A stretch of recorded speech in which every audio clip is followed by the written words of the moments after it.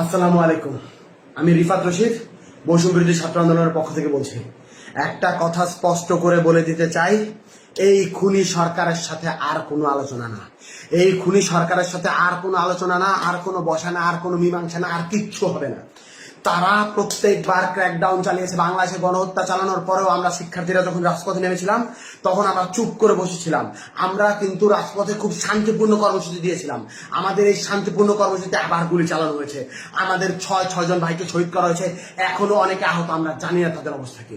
আমরা এই খুনি সরকারের সাথে আর কোনো নেগোসিয়েশনে যাব না, আর কোনো আলোচনায় যাবে না। আলোচনার সকল দরজা বন্ধ হয়ে গেছে। এবার সর্বাত্মক প্রতিবাদ গড়ে তুলতে হবে। আমার ভাইদের রক্ত যারা ঝরাচ্ছে, বারবার করে আমার বোনের রক্ত যারা ঝরাচ্ছে, যারা জীবন ঝরাচ্ছে, তাদের সাথে আর কোনো আপোষ নাই, তাদের সাথে আর কোনো কথা নাই।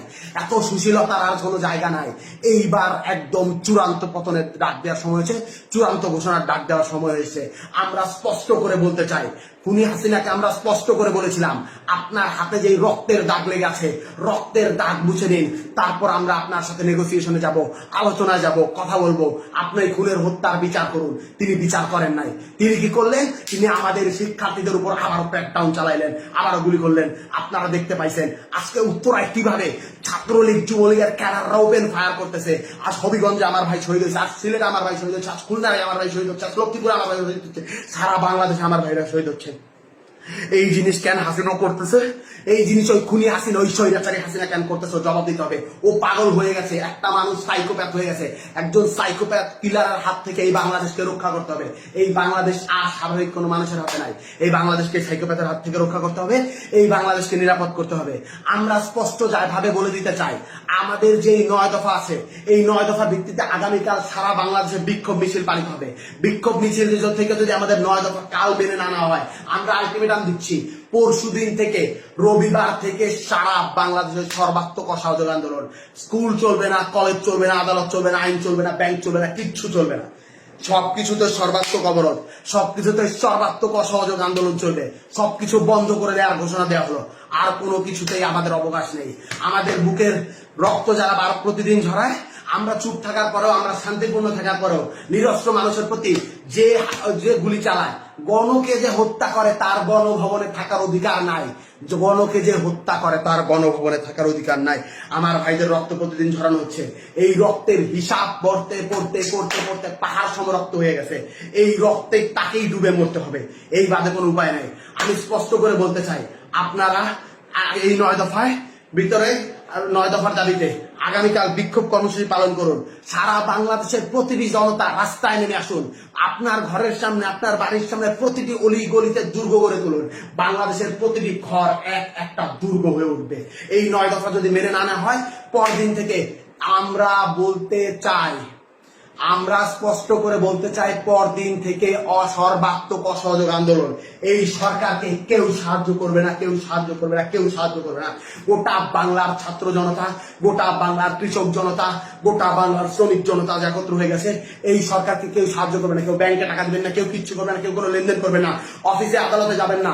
এই সরকারের সব থেকে বড়, এই দেশের সব থেকে বড় যে 2টা খুঁটি, একটা হলো গার্মেন্টস প্রতিষ্ঠান, আরেকটা হলো রেমিটেন্স। প্রবাসী ভাইদেরকে বলতেছি, একটা টাকা বৈধ চ্যানেলে রেমিটেন্স পাঠাবেন না। বিকাশ নগদে টাকা পাঠালো, সেটাও কিন্তু বৈধ চ্যানেলে হয়, সেটা রেমিটেন্স সরকারের যোগ হয়। বিকাশ নগদেও কেউ টাকা পাঠাবেন না। আমরা বলতে চাই, গার্মেন্টস শ্রমিকদেরকে বলতে চাই, আমি আশুলিয়ার ছেলে, আমার রক্তে, আমার খুনে, আমার প্রতিটি জায়গায় জায়গায় গার্মেন্টস শ্রমিকদের ছাপ, রক্ত, ঘামের পয়সা লেগে আছে। আপনাদেরকে আমি বলতে চাই, আপনারা কেউ আর গার্মেন্টসে যাবেন না। আপনাদের কেউ আর গার্মেন্টসে যাবে না। গার্মেন্টসে যারা যায়, আমার মা, আমার বোন, আমার মা বোনদেরকে বলতেছি, আমার ভাইদেরকে বলতেছি, আপনারা কেউ গার্মেন্টস কারখানায় যাবেন না। আমার ভাইদেরকে শহীদ করা হচ্ছে, এর স্পষ্ট বিহিত না হওয়া পর্যন্ত, এর বিচার না হওয়া পর্যন্ত আপনারা কোথাও গার্মেন্টসে যাবেন না। রিজিকের মালিক আল্লাহ। আল্লাহ বাঁচাইলে আমরা খাবো, আল্লাহ না বাঁচাইলে আমরা মরে যাবো। আপনারা রিজিকের ভয়ে আর কেউ ওই স্বৈরাচারের তাবেদারি করবেন না। আপনারা কেউ রোববার থেকে যদি আমাদের দাবি মেনে না নেওয়া হয়, তাহলে কোনো গার্মেন্টস শ্রমিকে, কল কারখানা সবকিছু বন্ধ ঘোষণা করা হলো। আমরা স্পষ্ট করে বলতে চাই, কিছুক্ষণের মধ্যেই বৈষম্য বিরোধী ছাত্র আন্দোলনের পক্ষ থেকে অফিসিয়ালি প্রেস রিলিজ দেওয়া হবে। আমরা বলতে চাই, এই 9 দফা যদি আগামীকালকে মেনে না নেওয়া হয়, যেই অসহযোগ আন্দোলন হবে, সেই অসহযোগ আন্দোলনের পরিণতি কি সেইটা আপনি স্পষ্ট বুঝতে পারতেছেন। ইন্টারনেট বন্ধ করে দেওয়া হতে পারে, সবকিছু বন্ধ করে দেওয়া হতে পারে। এই ভিডিওর পর আমি কতক্ষণ বাঁচবো আমি জানি না। লা ইলাহা ইল্লাল্লাহু মুহাম্মাদুর রাসূলুল্লাহ বলে এই কালেমা পড়ে আমি যাচ্ছি। আমি যদি মরে যাই ভয় নেই, বাংলার প্রতিটি মানুষ যারা বেঁচে আছেন তারাই নেতৃত্ব দিবেন, তারাই চালিয়ে দিবেন। এই কালেমা পড়ে নেওয়ার পর আমার আর ভয় নেই। আল্লাহর কাছে আমরা বলতে চাই, আল্লাহ এই জালিমের তুমি পতন করো, এই জালিমের তুমি বিচার করো।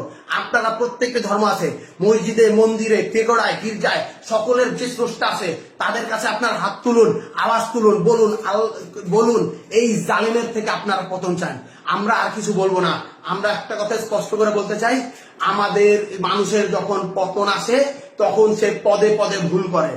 আমার ভাইদের শান্তিপূর্ণ আন্দোলনে আমার বোনদের যে গুলি করলো, সেই গুলির সেই রক্তের জবাব দিতে হবে হাসিনা। এভাবে পার পাওয়া যাবে না।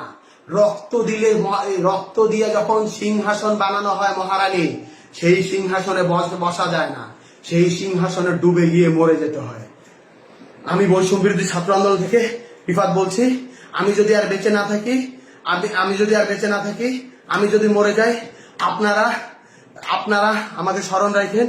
এই লাইভের পর আমি জানি না আমি আর কতক্ষণ বেঁচে থাকবো, আপনারা আমাকে স্মরণ রাখেন।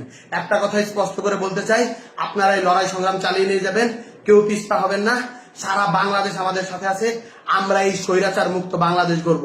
যারা এই আমাদের রক্তে, আমাদের খুনের উপর পাড়া দিয়ে, আমাদের রক্তের উপর পাড়া দিয়ে এই জালিমশাহী সরকার কায়েম করছে, জালিমশাহী শাসন ব্যবস্থা কায়েম করছে, তাদের সমস্ত স্ট্রাকচার, সমস্ত প্রতিষ্ঠান, সমস্ত স্তম্ভ ভেঙে গুড়িয়ে পায়ে মারিয়ে দেওয়া হবে। এই বলেই আমি আমার বক্তব্য শেষ করছি। আন্দোলন চলছে, আন্দোলন চলবে। শহীদের রক্তের দাবি আদায় না করা পর্যন্ত, শহীদের রক্তের বিচার না হওয়া পর্যন্ত আমরা আমাদের রাজপথ ছাড়বো না। আজ থেকে বাংলাদেশের প্রতিটি ঘর একটি দুর্গ।